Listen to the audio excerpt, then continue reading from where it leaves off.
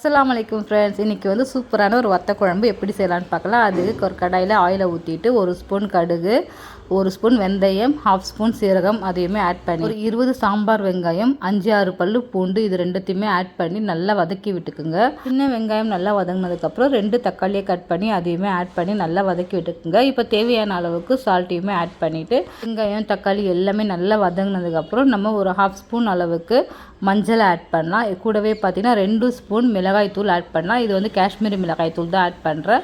கூடவே பார்த்திங்கன்னா சாம்பார் பொடி வந்து 1 ஸ்பூன் அளவுக்கு போட்டுக்கலாம். ஒரே 1 ஸ்பூன் வந்து தனியாத்தூள் அதையுமே ஆட் பண்ணிவிட்டு நல்லா எல்லாமே கலந்து விட்டுட்டு புளி தண்ணி கரைசலை ஊற்றிக்கலாம். இப்போது நல்லா கரைச்சி வச்சு இப்போ ஊற்றுனதுக்கப்புறம் தேவையான அளவுக்கு தண்ணியுமே ஆட் பண்ணி நல்லா கொதிக்கி விட்டுடலாம். இந்த ஸ்டேஜ்லேயே வந்து இந்த சுண்டைக்காவை ஆட் பண்ணிட்டு கடைசியாக வந்து வெல்லத்தை ஒரே ஒரு கட்டி வெல்லத்தை மட்டும் ஆட் பண்ணி இறக்க வேண்டியது தான். சூப்பரான வத்த குழம்பு ரெடி ஆகிடுச்சு. இதே போல் நெக்ஸ்ட் வீடியோவில் மீட் பண்ணலாம்.